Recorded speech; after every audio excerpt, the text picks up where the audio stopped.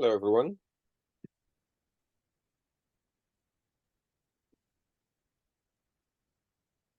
So, we're in. Huh? Excuse me for just being in bed still. I'm still in recovery mode, as you can see. Yeah, took a while to get over my surgery. So, hello Tanaka, hello Gifat. Are you there?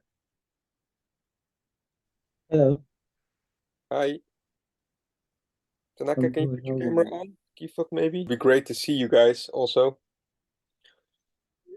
Otherwise, it's kind of lonely.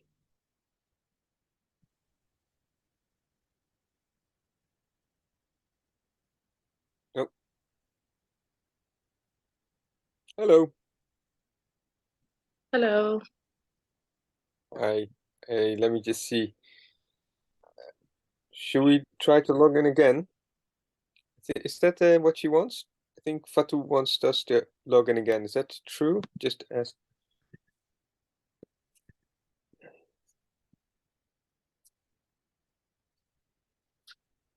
Just checking. The beginning is always a little bit difficult. No, Sorry for that. no. Oh no. Okay, good. So we'll just wait till everybody is in. Hey, Tanaka, to come back to your Yeah, question. Okay, good. John's there. You asked the question about how values relate to architecture, right? Yeah. And you did not see how cultural values or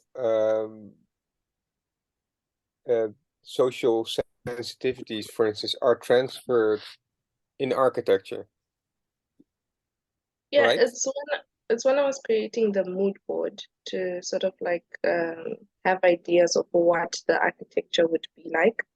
But it seemed that people's values or like morals are what affects the architecture that they build and not the other way around. That's what it seemed. So it was very hard to then move forward from that because I really didn't understand what influences the other. Okay, so mm, let me give you an example.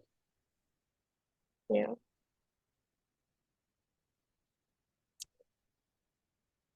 What does I mean, obviously the people are designing the architecture, right? Yeah. That's we create architecture. Mhm. So it's always a reflection of our cultural values and cultural history and financial situation. It has to do with a lot of features, right?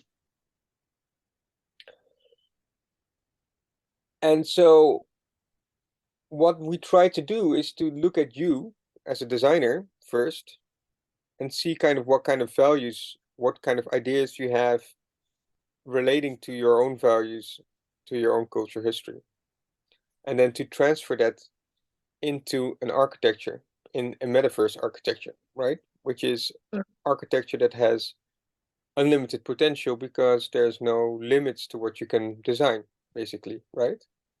Mhm. Now, you can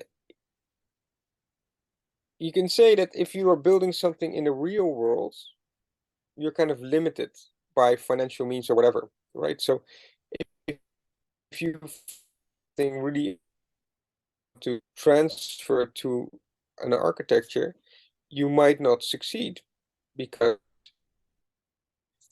it might be expensive or it might be very difficult to build. Let me just check if I can get a better connection here for myself.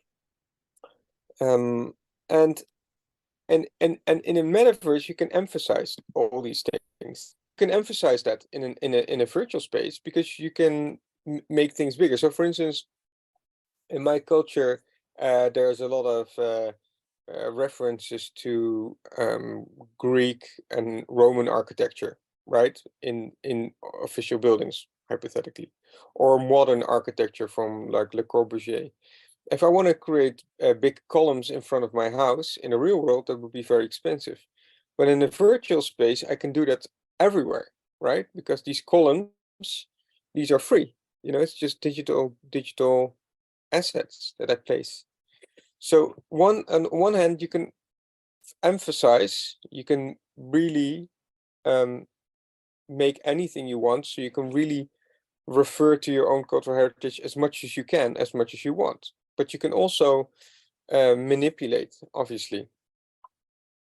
And so we can say that in a 3D environment, you can say, can I make rooms very narrow, that there's only space for one person to go through that, or very wide, that's an open space.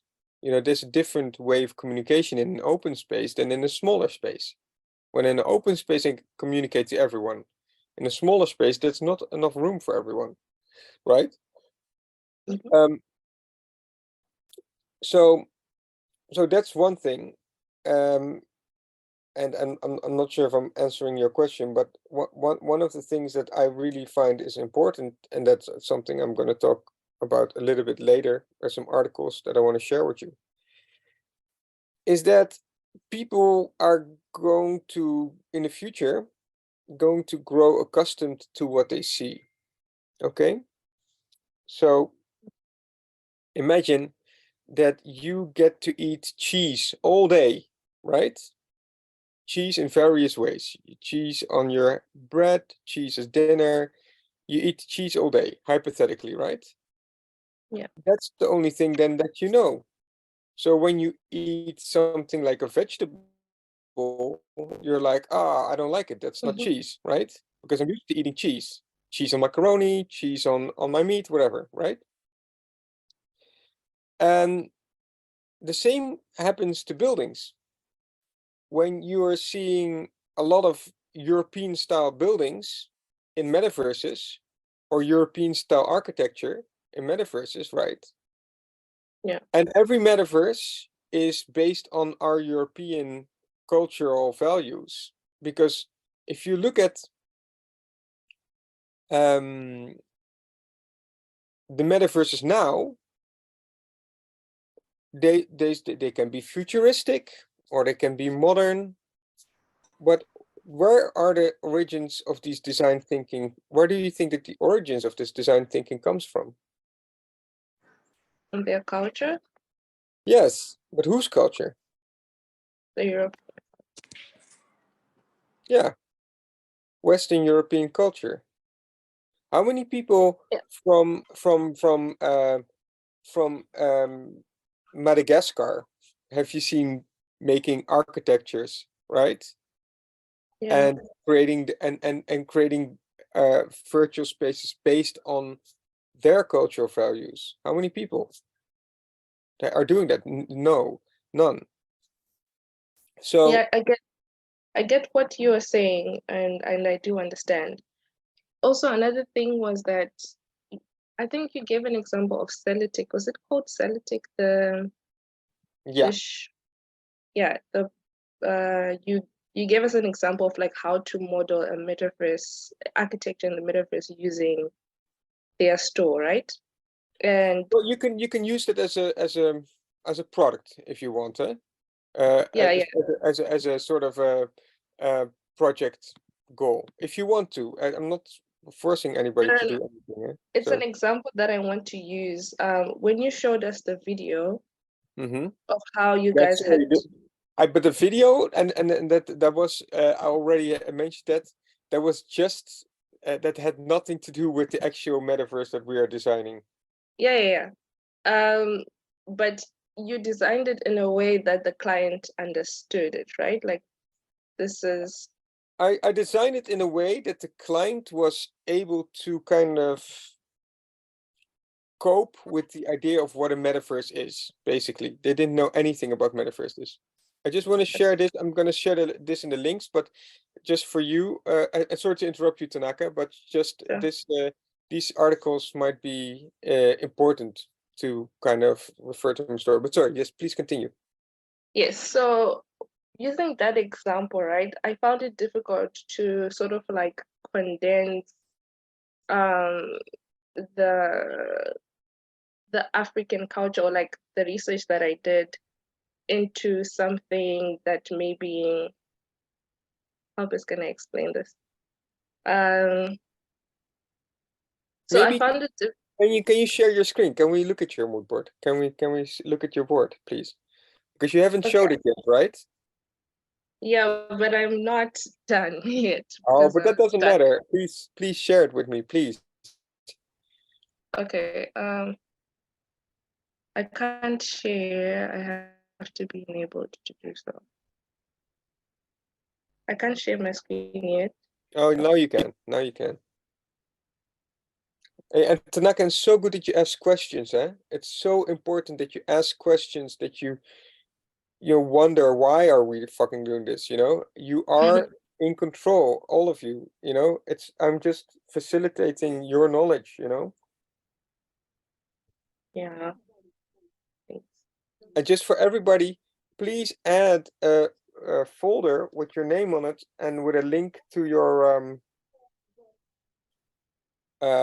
Miro board, because it's kind of cool for me to just share this also with Afoma and other stakeholders, you know? So I decided to.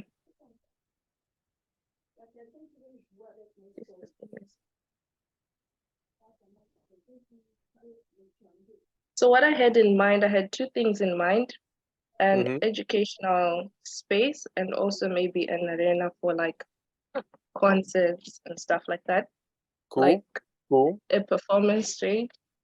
cool. I Um, like it. I like it. so part of that was, I think this is a link that you sent, and I was inspired by this. Mm-hmm. Uh, Light, yeah. yeah, the lights. But it was so difficult to sort of like, and my thought process was maybe I could integrate the designs that we have like in our culture that represent tribes, or maybe to be specific to the person who is performing, or like But only if backgrounds. Tanaka, just a feedback on that. Only Mm-hmm. if you want to use the patterns of your culture history. So basically, I know that you're not living at this moment in the countryside, right?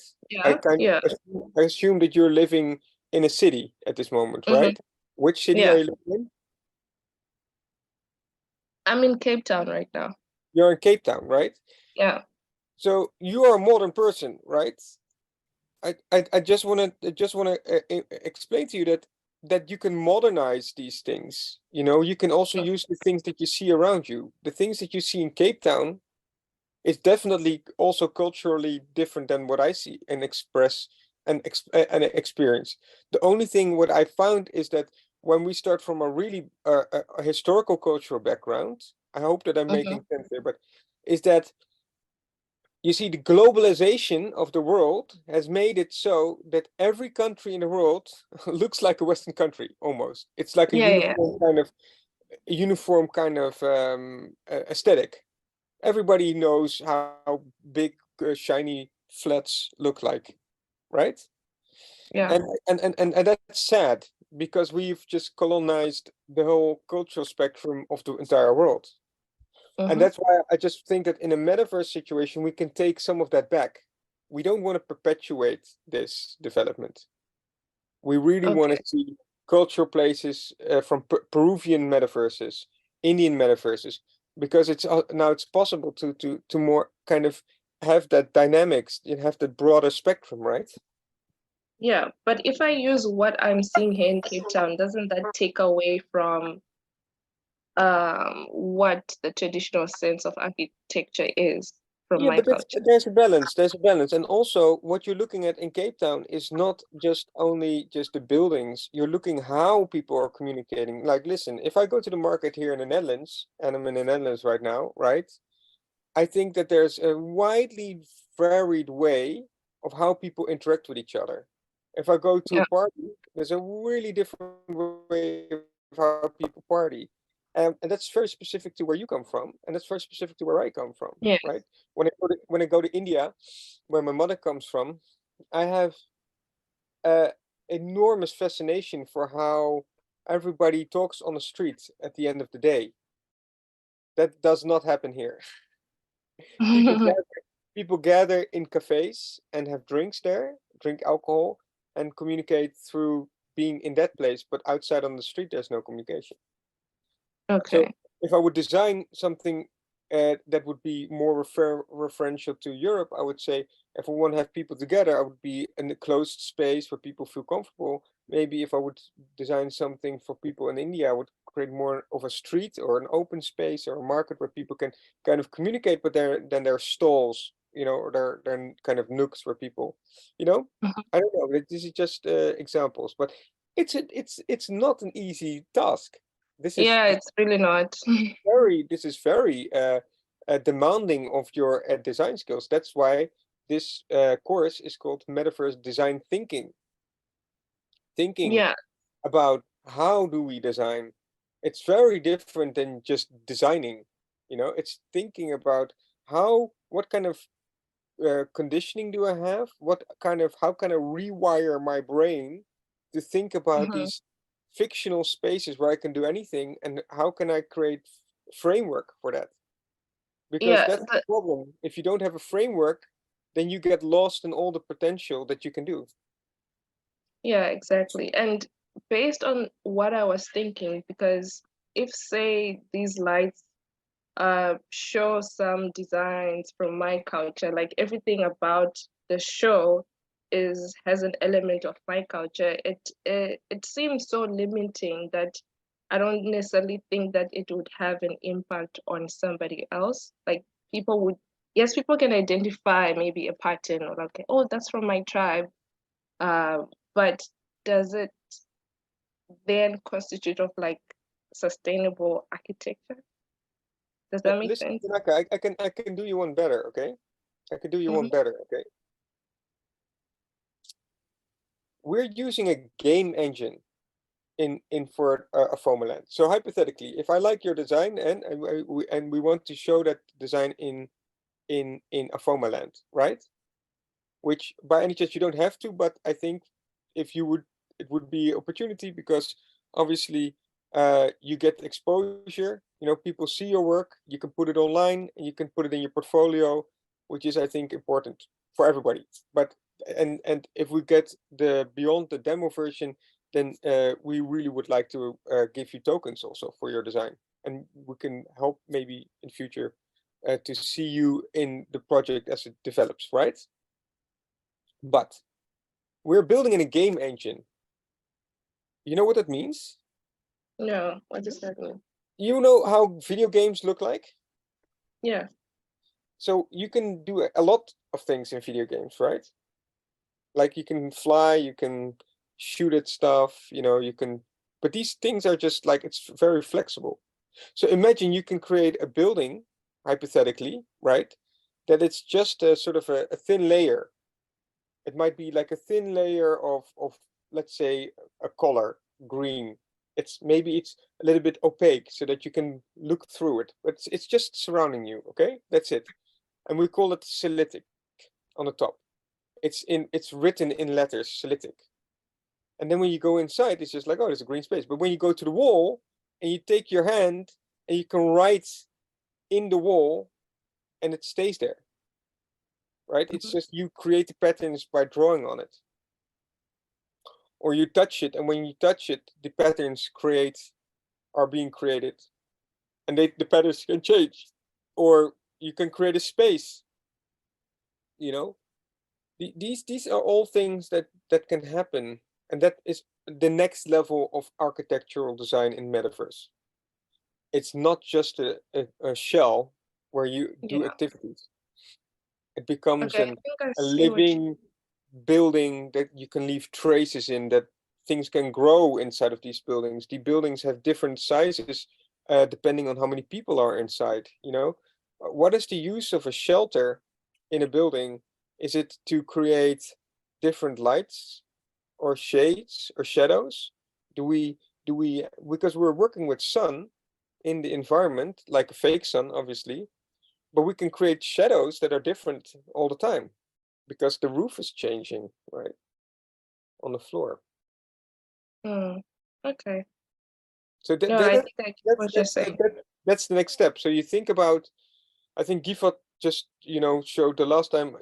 Gifat showed an enormously interesting couple of interesting perspectives on these. Mm-hmm. These are buildings that have changing patterns on the outside of, or just if you walk on the floor, that there's liquids like waters falling on the floor. And based on that, I think that's the next step forward, if you know what I mean. Yeah, I think I get what you mean. Thank you. So, how is everybody doing? Oh, by the way, you haven't showed us really your mood board yet, actually, to be honest. Oh, okay. Yeah, just 1 second. Just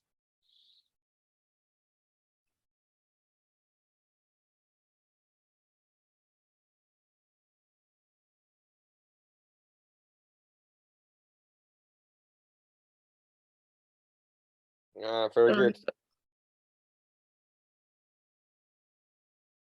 Just give me a second.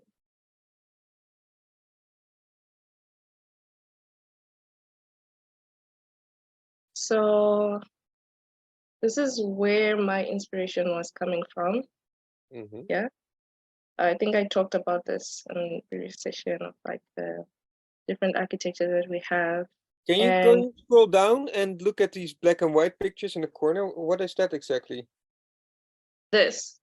No, no, left. That really small picture, the black and white picture.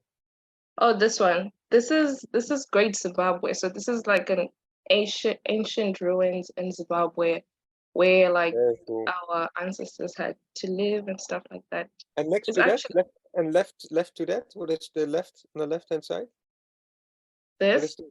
this building on the higher structure?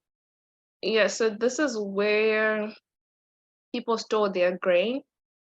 So it's built on a higher structure so that animals can't easily get in and stuff like that. Is it usual to build higher structures?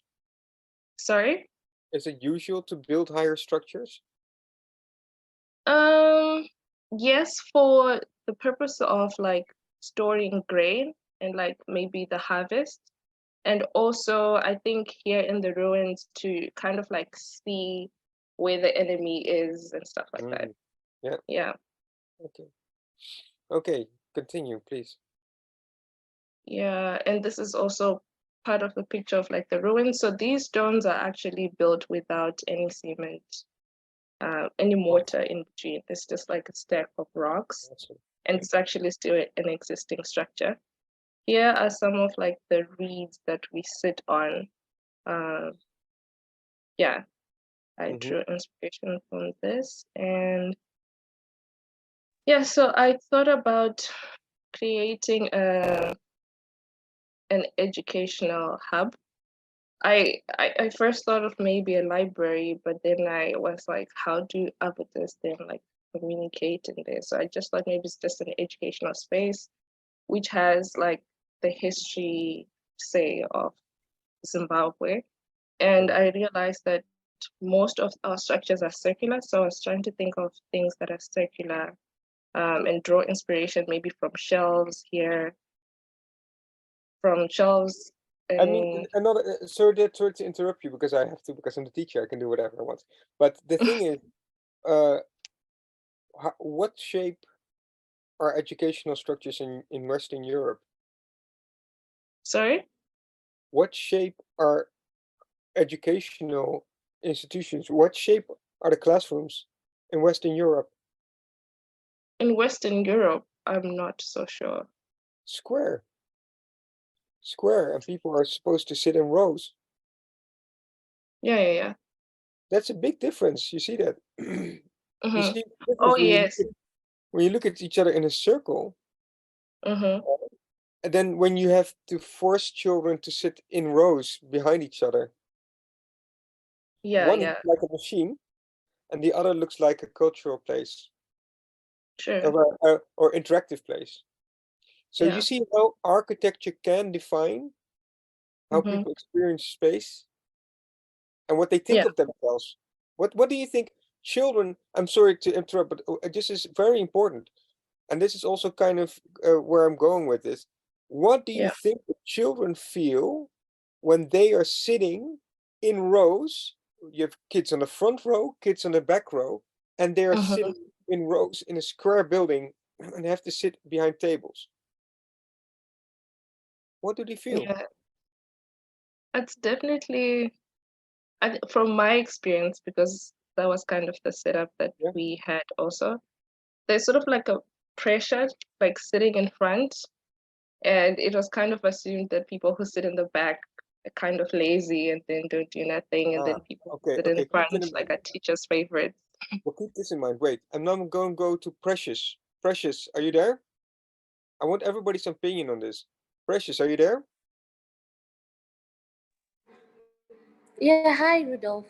Hi, Precious. And everybody who can put on the camera, please do, because it's just so lonely when out seeing people. Precious, how are you? Yeah, I'm fine, thank you. What happens? I hope you listen to the discussion. What happens to children when they're sitting in a classroom that is square and they're sitting in rows next to each other? What happens? Children, Yeah, when sitting in a squared classroom, yeah. What happens? What kind of feeling do they get from that? What do they get from that? uh, it's more of learning, right? Somebody explain stuff and all of that. So I didn't get that. What do you think that, how does it affect a child when they're sitting in a square classroom in rows, in chairs, behind their desk every day? What happens to their minds? The thing is, I think I'm not really getting what you want me to say, right? Are you saying how does it affect them, by sitting down every day in a classroom and learning? Yeah, but learning in a way that is be in rows. You're sitting next to maybe another person, and then in a row, like in straight rows. Yeah, it's actually how it's mostly done here in Nigeria, right? In standard classes, right? But even at that, it's not like they have to sit all the time in the classroom to learn. So most Sure. times when they are um, extracurriculars and all of that, they go out to the fields and all of Okay, that. but let me ask you, Precious, how long has that been in Nigeria? Has it been always in Nigeria that people had to sit in classes like this? From Yeah, of course. No, probably not, right? Probably only 100 years. Oh, okay. Well, for as long as I know, yeah, from childhood till like now. But that was not my question. How long do you think that people in Nigeria have been learning to sit like this? For a couple of years. But the way we started is basically people sitting on the ground, under the trees, maybe to listening to stories, and folk tales and all of that. So yeah, as soon as innovation and technology started, No. That's the wrong. That's sorry. I'm have to interrupt. It's not about innovation. Sorry, I didn't. Not criticism, but I want you guys all to think for yourself. Not innovation. This is not innovation.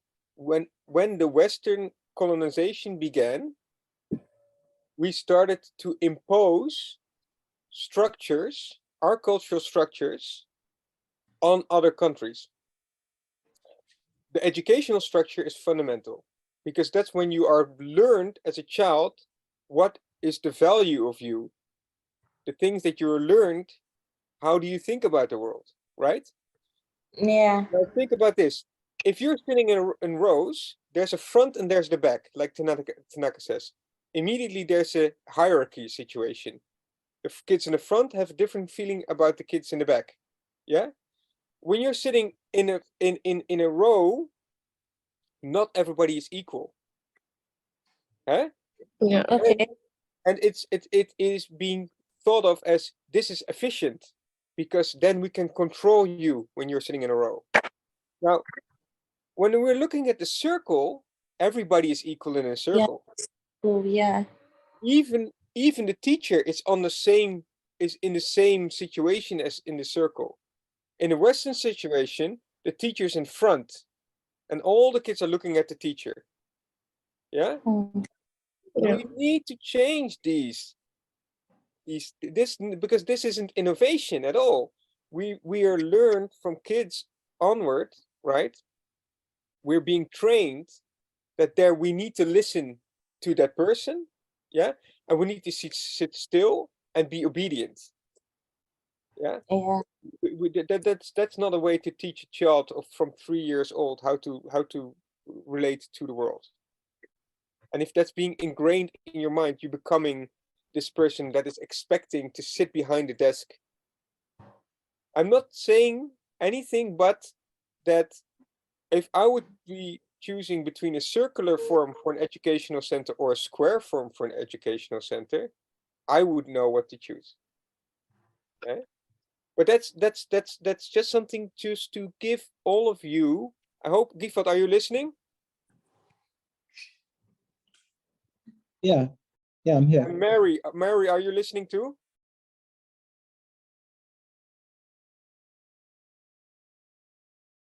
Yes, I am. Could you hear me?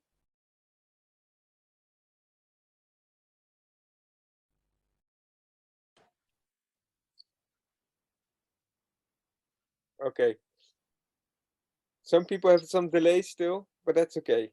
Mhm. So please, Tanaka, sorry to interrupt you, but these are kind of the important things that I want you guys. Yes, Sorry. I can hear you. Okay, good. So, do you agree with me, Mary? And so this is these are the important parts. Actually, this is more design. This is usually what we do on a Sunday, because today is a little bit theory. Okay, but I just wanted to really take this opportunity to really have everybody to reconsider what what are we actually learning here. It's not about just because we're going to talk about blockchain in a second. It's not about, hey, this is a lecture on blockchain. I just want you to think that this is a blockchain and this is a smart contract and this is a metaverse, blah. No, I'm here to give you something that you can't learn maybe easily online. You know, this design thinking course is something you can't get just from Googling. This design thinking is way I want to all you to share with you a perspective on a completely new way how we can transform and use architecture or designs as a vehicle to implement real change, cultural change, and societal change. And I want to express that in a format that one of the things I want to do with a format is really show that there's a completely new way of thinking about the world, and that we can not only incorporate cultures from all over the world into a metaverse that is not defined by the few. I just want to share. You want to share with you all one thing, okay? And then Tanaka, tomorrow we'll continue with your mood board, okay? Because I have to get on with the theory, okay? But can I show you? Okay. Can I I'm sorry, Tanaka, because I'm also kind of looking at time, and but tomorrow I'll take time to really go through it, because tomorrow is more design day. Okay. I think No, it's fine. it's looking really good. I'm sorry that I interrupt you, because I kind of have a schedule also in my in my mind. Is that okay? True. Yeah, that's really okay. But and this is for you, Tanaka. I just want to show you one more thing. Okay, I hope everybody's looking. Okay, I'm going to share my screen. Okay, everybody sees my screen. Yeah. Yeah. Yeah. Okay. Okay. You can do this by yourself, but I just want to share you one thing. Okay. I Google. This is Google. Yeah. Metaverse. Okay. Images. Tanaka, what do you see? What do you see? Different avatars, color, like sort of like a purple bluish theme color. Goggles.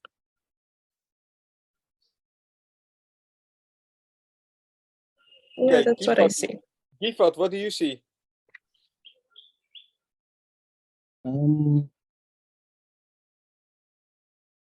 Sorry, 1 second.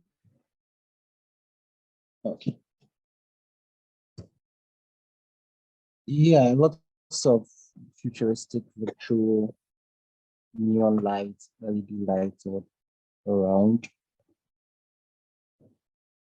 Yeah, that's Okay. basically it. Cecilia, are you there?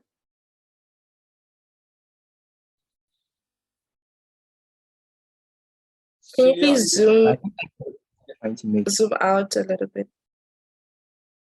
What do you see?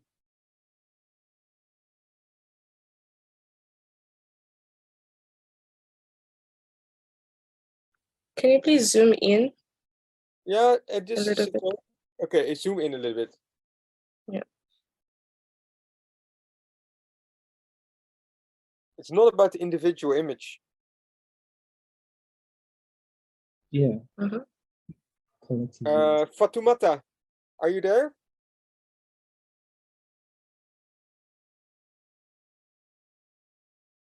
Yeah, Fatumata, what do you see?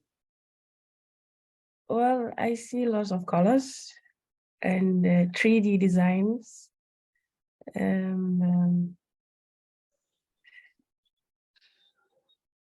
I see virtual reality. I see augmented reality. Do you have the Fatumata? Do you have the sense that this is a very African or non-Western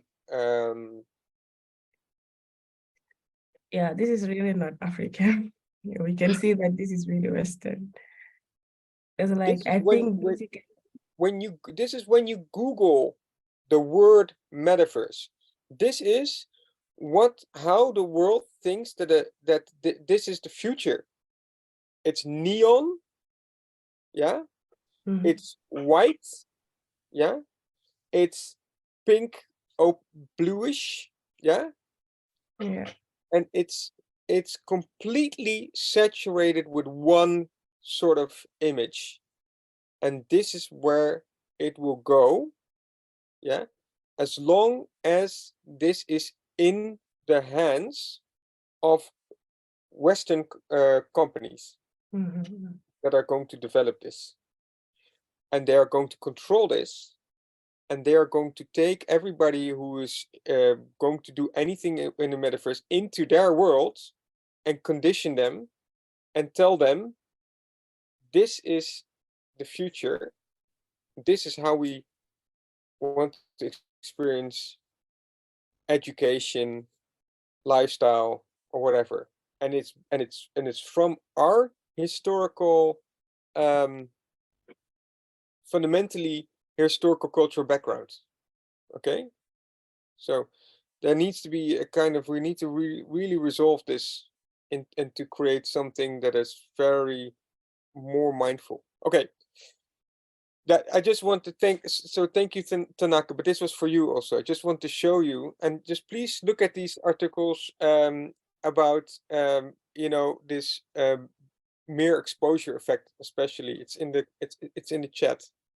mere exposure effect means that whenever you see more and more or more of these, you become accustomed to this and you accept that more likely. Yeah.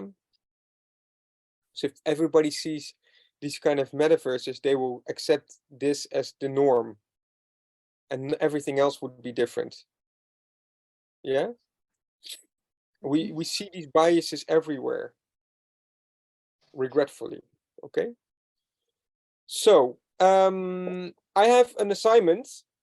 I'm gonna share my screen with you. So today we're gonna talk about two things: blockchain and virtual reality. Okay. But first we're gonna talk about blockchain. And I'm not gonna do two boring lectures. The blockchain part will be a short research done by yourself. And I'm going to share my screen again.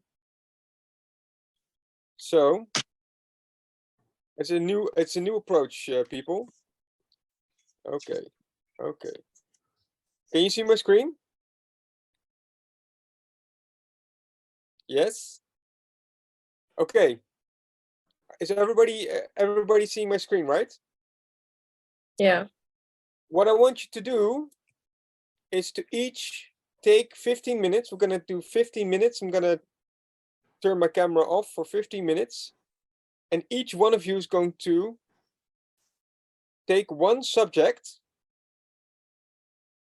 do a research on it, and present it to class after 15 minutes. Is that clear? Tanaka, is that clear? Yes, it's clear. We're choosing one of the listed. No, I'm giving you one of the list. Oh, okay. You get the decentralization. Okay.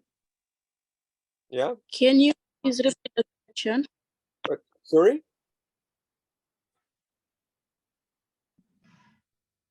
Can you please repeat the question? Okay, so you are going to research for 15 minutes one of these topics. Yeah. Cecilia, you are going to do avatar. Okay. Yeah. You have 15 minutes and then we're going to come back Avatar, together okay. here. And we Okay. can, and I want you to present to all of us what you found. Okay? Gifat, Alright. you get Metaverse. Sure. Fatumata, you get blockchain.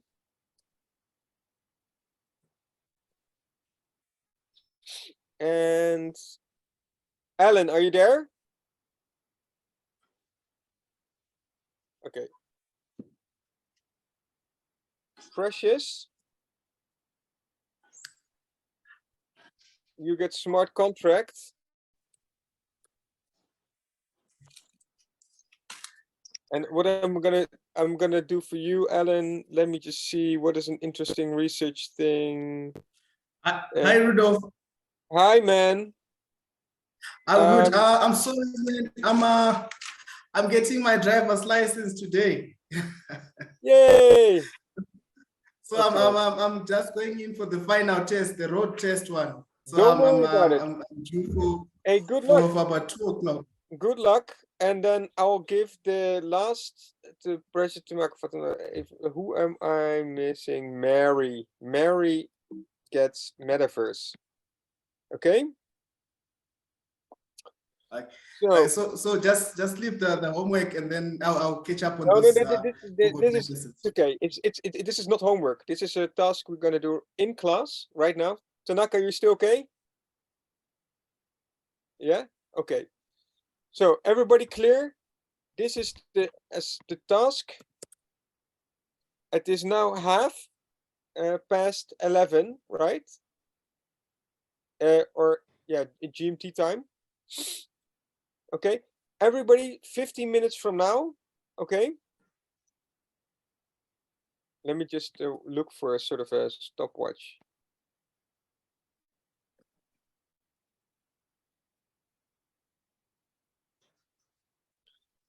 Okay.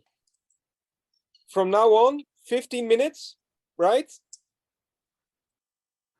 Everybody knows what they're gonna do. Gonna start now. And I'm just gonna share with you, and this is the assignment, okay? 15 minutes, yes? I'm gonna get a coffee, and I see you in, and don't go away, just do your thing, turn off your camera, right? Okay. Stop video. Okay, I see you in 15 minutes, yeah? 15 minutes are up.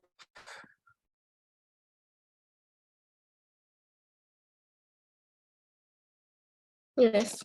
Great. Okay, well, Fatoumata, are you there too? Yeah, I'm here. Shall we start with you? Sure. What did you find on what is a blockchain? Can you explain to us? Well, it's like online ledger. Okay. That it records transactions in real time. It can be from cryptocurrency or Bitcoin. Okay.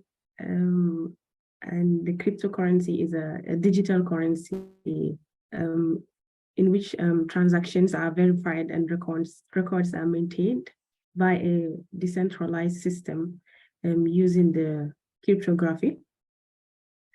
And for this blockchain, it allows people to send money directly without going through banks or financial institutions. It also makes it possible for individuals to create their own digital currency. I guess that's okay. That's okay. Just want to add also that a blockchain is that because there's the ledger, the information is being stored in a block. That block has certain characteristics. It has a hash, which is a number, a random number, right? It has the information, and it has the number of the previous block. So that makes it into a chain, so that if you have one block, it refers to the other block, so that if anything happens with the block, it changes the number of the name of the block, so that you see, oh, this block has been tampered with, and that's part of the blockchain. And then there's also, I want to add two modes of actually mining a block. And mining we call creating a block, creating a new block on the chain. And that is either proof of work, where the participants that want to create the block, because it's a competition, basically. That's what happens with blockchain. Bitcoin uses miners, and these miners are in a competition. They are allowed to make a block if they are able to solve a very complicated puzzle. That's why they need so many computers to do it, right? That's why proof of work is also kind of bad for the environment, what they say. Is it takes a lot of computer power. And then that's allowing the maker of the block to get a little bit of Bitcoin whenever they kind of, solve the puzzle. And that's the way these proof of work blockchains work. And then proof of stake means that there's validators, and they all participate. They have a little bit of the coin, let's say Ethereum. They have a little bit of that coin, and this is almost super complicated stuff, but just want to just finalize with. And because they have a certain amount of this coin, they're allowed to participate in validating the block, and they're in saying this block is good, this block is secure, and so. Okay, but that requires a lot less energy. Okay, so thank you so much, Fatoumata. We're going to go to decentralization. Naka, what is decentralization? Can you illuminate us? Okay, just give me a minute. So what is decentralization? So what I found is that what I found out is that decentralization is the transfer of control of an activity or organization to several local offices or authorities rather than one single one.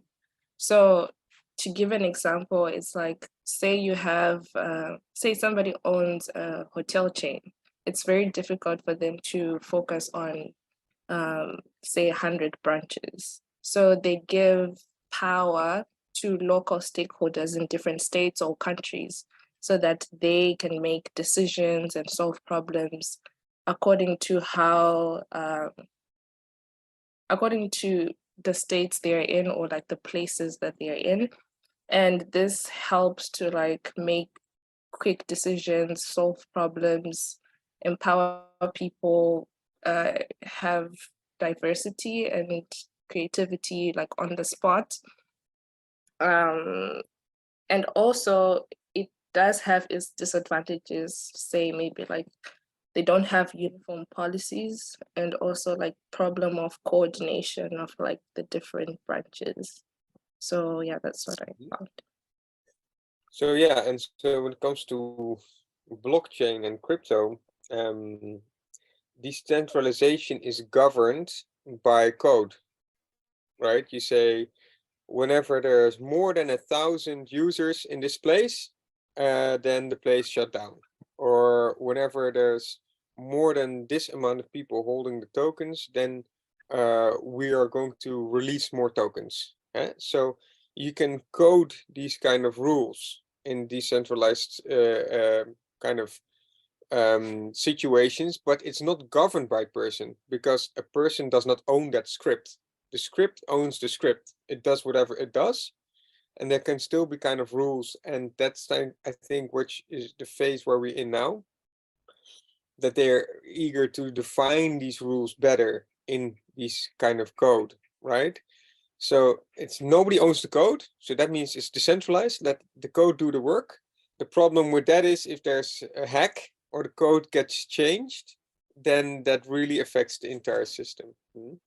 But I think it's good to really understand that one of the projects, one of the types, either centralized or decentralized, who owns centralized systems like banks, like governments? Who owns these systems?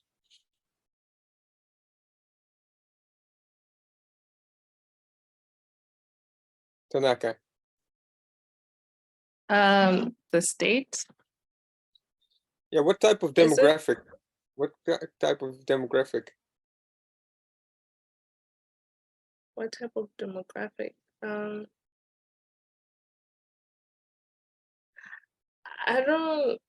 I think it depends on. I would say all centralized systems like banks, like big companies, they're all Private owned by sector. young, intelligent women of color. No. Owned. No. Yeah. No, they're owned by boomers, 55-year-old white men in Western Europe that have only their interest and their immediate environment, the stakeholders, the shareholders, are their main focus. But why does it seem to work? Like, why does the system seem to work that we have banks and we... Centralized systems are how we are conditioned to create systems. That begins in the classroom. We're learned that there's a top-down hierarchical situation, and is how it's supposed to be, always. And as you see, human nature is about creating a situation where everybody wants to get to the top, and everybody who's not in the top has, lesser functions, and everybody in the bottom is actually screwed. They have to survive on minimal wage, minimal potential, all these kind of things. Okay. So the centralized system is also kind of very problematic, because whenever something happens in the centralized system, it has a big effect on the rest of the world. That's why Bitcoin was created, because in 2008 we saw the financial crisis. The housing market in the United States was crashing because there were a lot of decisions that were being made by people that you don't know, I don't know, but they were at the top, and then they had a big effect on everybody in the world. And we are finding new ways that we can create systems where everybody can participate and everybody has ownership. And when it comes to crypto projects, they're not just tokens that you can hold, they are businesses. One business does insurance, one business does lending, one business makes sure that you can maybe, like a metaverse is a business, but everybody that owns token is a shareholder. So who is decentralizing and who is coding? Now that's a good question. There's a measure of decentralization always, because somebody is writing the code. The code isn't writing the code. There are people defining the code. But then there are people that can say, well, I just don't want to be a part of that. I just don't want to, Gesundheit. I just don't want to own tokens in this project, right? So it's also kind of democratic, because I want to invest in decentralized projects that are, you know, I think fair and good for the environment, for instance, then I buy some of those tokens. Whereas maybe at this moment I can't really get access to shares in a centralized company. Okay, so I just want to say that the whole decentralization has global origins. Okay, it has to do with the way that we are suffering as young people, and especially people from other countries, and I'm being forced to accept the world as it is, up till now. You know, now we can definitely change where we meet, how many people we see, what kind of things that we share, how we think. That's what a metaverse is. I think that's why we want to go and continue with first smart contracts, and then we're going to go down the ladder to metaverses for Mary. But Precious, are you there?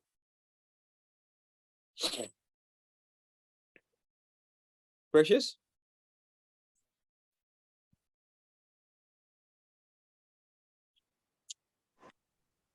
Hi, Rudolph.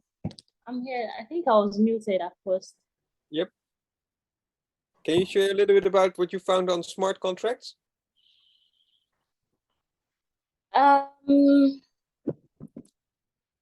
Okay, so I'm not actually connected on my phone. On my laptop, I'm actually connected on my phone, but That's not a problem. Just explain a little bit what you found, if you can. yeah. So basically, smart contracts are computer programs that are hosted and executed on a blockchain network, right? Mm-hmm. Yeah, so it's some sort of a decentralized platform where, you know, instead of using a centralized server, you know, it allows multiple parties to come to a shared result in an accurate and, you know, timely manner, and of course tamper-proof manner, right? So would I say some use cases? It's basically, you know, something that triggers. Okay, basically how they work is, you know, they are programmed to, if this happens, this should happen, right? For an example, if the goods arrive on time, then execute a payment for the retailer to the supplier in full amount. Basically, I would call it Web3. I say, I don't know how to put it, but yeah, basically, if the goods arrive one day late, then execute a payment from the retailer to the supplier, you know, at so and so amount. Pay if this person delivers this thing at so and so time, you know, send this money to this person at so and so time. Basically, that is how the smart contracts work.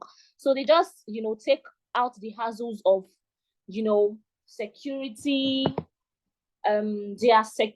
security, reliability, and it's quite efficient, equitable. It's something that is just there for everyone.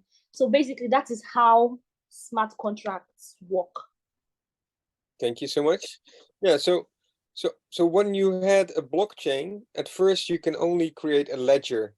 A ledger is like what you said, Fatoumata. It's like you have a row of numbers. This happened, and then this happened, and then this happened. Like when you look at your bank account, and that's how Bitcoin works.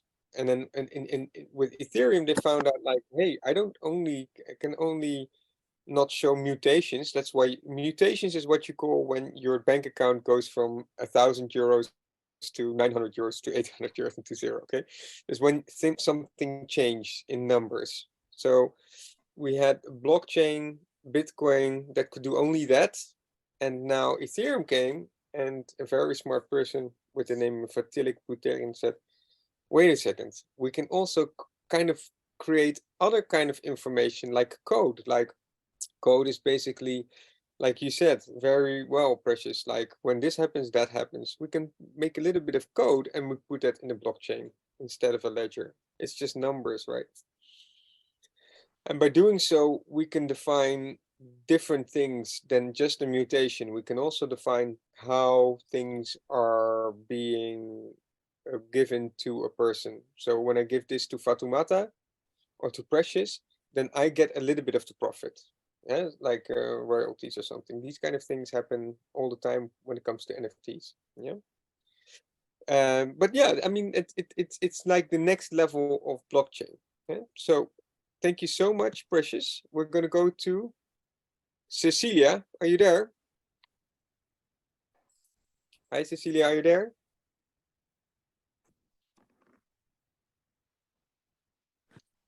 Yeah, I'm here.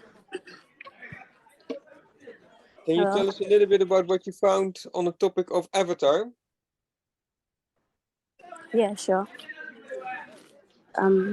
Avatar, which means descent, is an electronic image that represents and is manipulated by a complete user or as in a computer game. It is an icon or a figure, like it is an icon or a figure that is representing a particular person. Like it is a figure that is representing a human being. Like how do I even call it? Like it's an image that I can use, me personal, I can use to represent me on digitally. I can say digitally.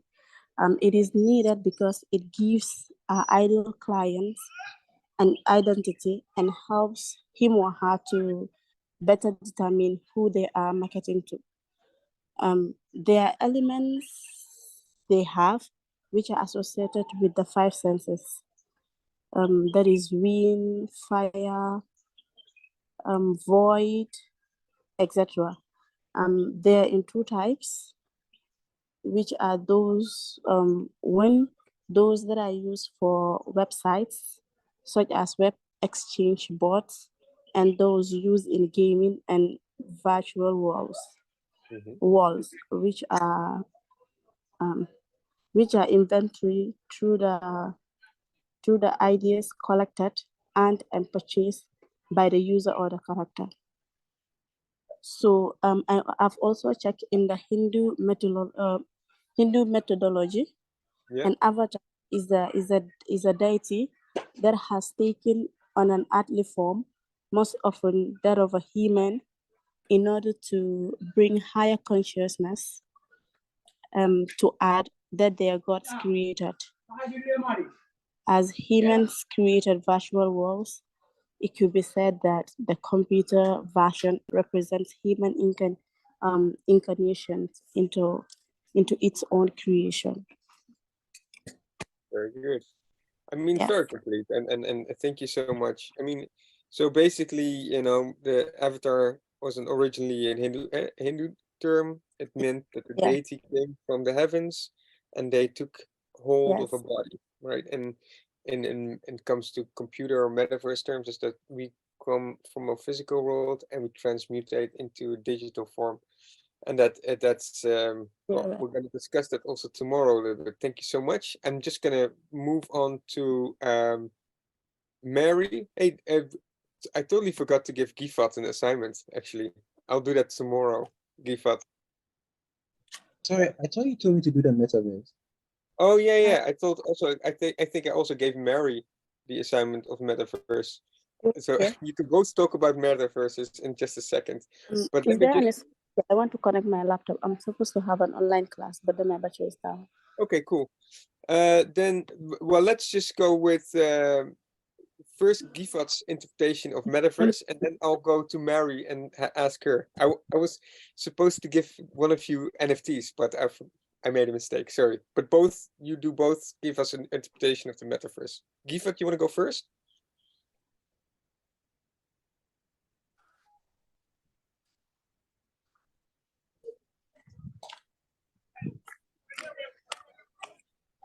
Gifat, are you there? Okay, yeah, I'm here. Hello. Okay. So metaverse. Can I share my screen? Yeah, sure.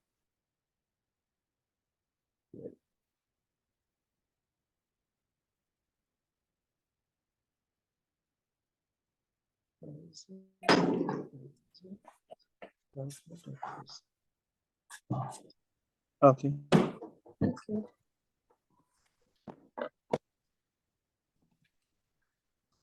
Okay, so can you all see my screen? Yes. Great. So the metaverse generally is described as a place where people socialize and work. Here's some images of how it's supposed to look like. The first one is we have people socializing. The next one is how the metaverse can be used for work, and the third one is more about how people, the game aspect of this is socializing, working, play with avatars. And avatars over here are just virtual representations of people's identity. Further research and found out that the metaverse is actually a concept that pertains to online, and 3D universe, basically, that combines the a more in-depth understanding of what the metaverse is about is in this image over here, where we have the virtual world avatars and NPCs, that's player characters. I feel like it should be a part of what we are doing as well, because it wouldn't be interesting if you go to the metaverse space and you already okay, let's say someone gets up around 3 a.m. and then decides to go to the metaverse and the place is just empty and there's no one around. It wouldn't be as exciting as the person was expected to be. So the whole idea of the NPC is to try and take away that weirdness in the space. So there's always going to be someone around. It wouldn't actually be people, but then you get to see people, like something around doing something. Yeah. And then after that, there are other layers in it that really embodies what the metaverse is about. I'll have first and foremost the interface. I'm sure the definition of an interface is, sorry. Yeah, so I'm sure the definition of interface is quite simple. It's basically a device or program enabling a user to communicate with a computer. Basically. The next would be the IoT, that's Internet of Things. And IoT is refers to a collective network of connected devices and technology that facilitates communication between devices and the cloud, basically. The next is blockchain. I'm not going to say much about it because someone already defined that. The ledger that facilitates the process of recording. Then next we have the MEC, that's multiple access edge computing. I don't really know much about it, but basically it brings technology resources closer to the end user. Next is the cloud, which is a very familiar concept to all of us. Is a server that is accessible over the internet. Then finally, next is the network. Another familiar concept, arrangement of, like a network, basically. And that it is what really embodies the whole metaverse. So next is what is the metaverse and where did the concept come from?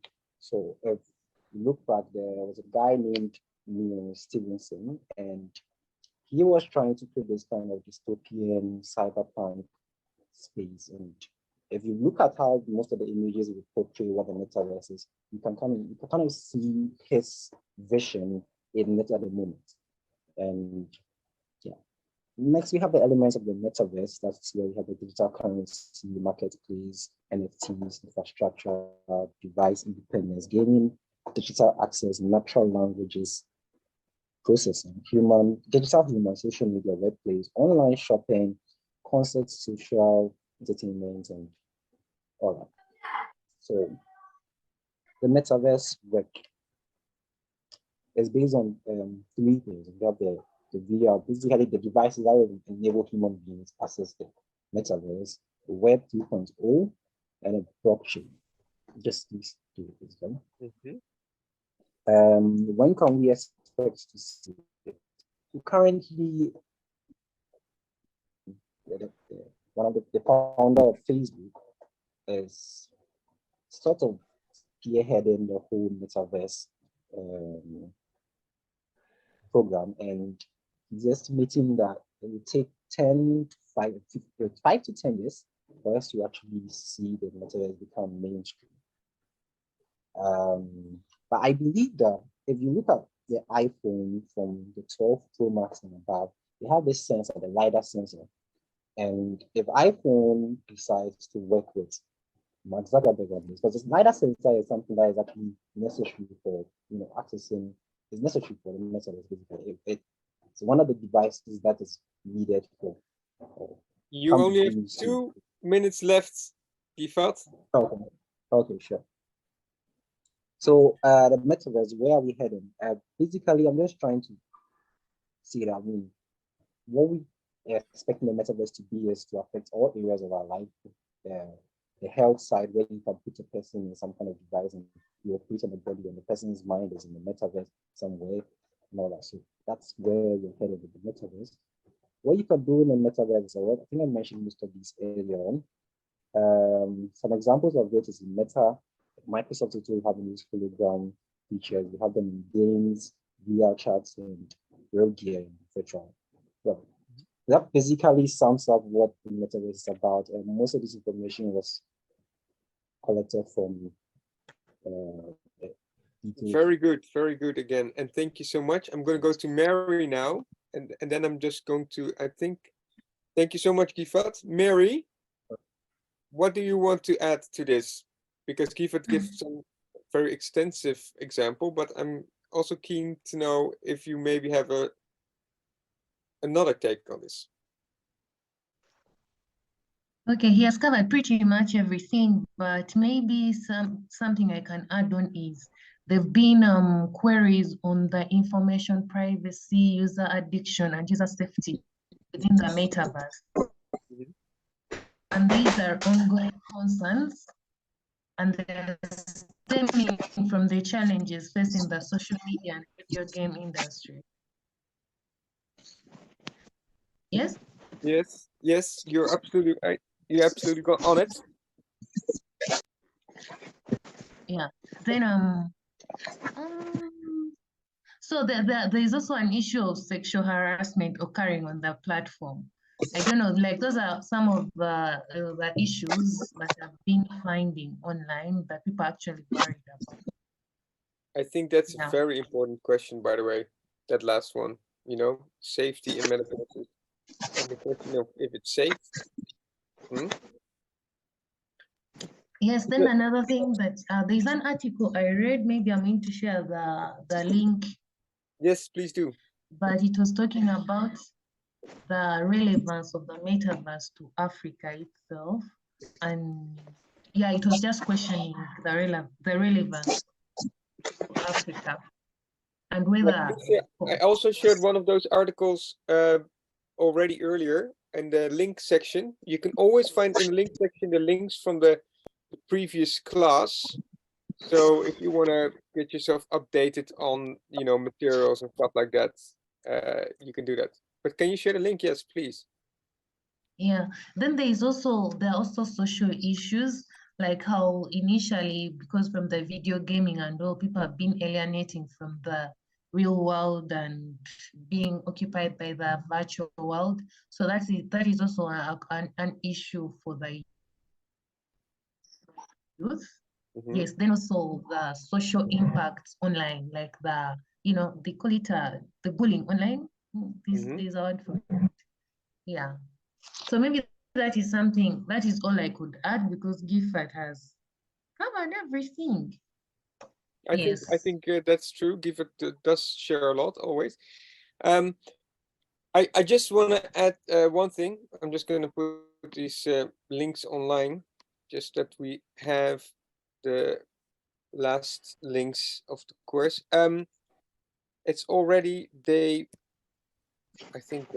4 already.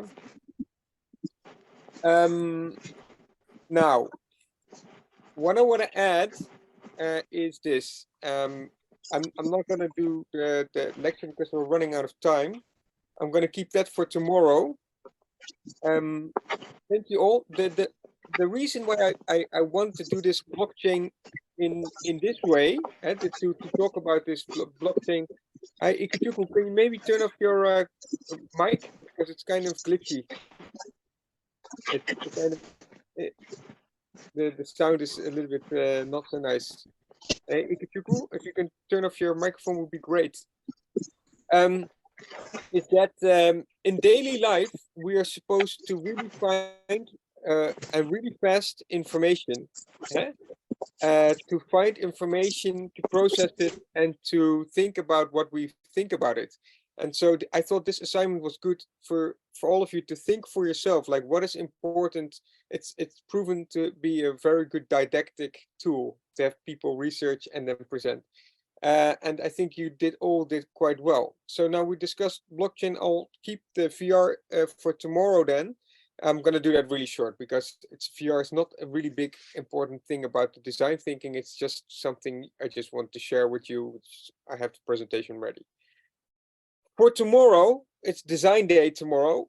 We're going to share everything what we have, especially the sketches. If you don't have it already, please just work out sketches based on the topic that you're choosing. If it's a library or a cultural space, or if it's one of the things you want to do for FOMA, that's all fine. But we will start with working on the sketches tomorrow. I'm going to talk about 3D. I'm going to talk about programs that we can use. So it's going to be a full session tomorrow and fun. And we're going to share with each other images and stuff that we came up with. Is that okay? And Ikuchuku, great having you. I'll see you tomorrow then, because it's already end of the class. And then you can maybe check what you have. We can talk about that. Is that a good idea?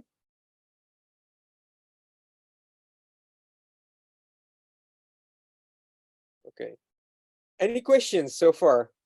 Anybody?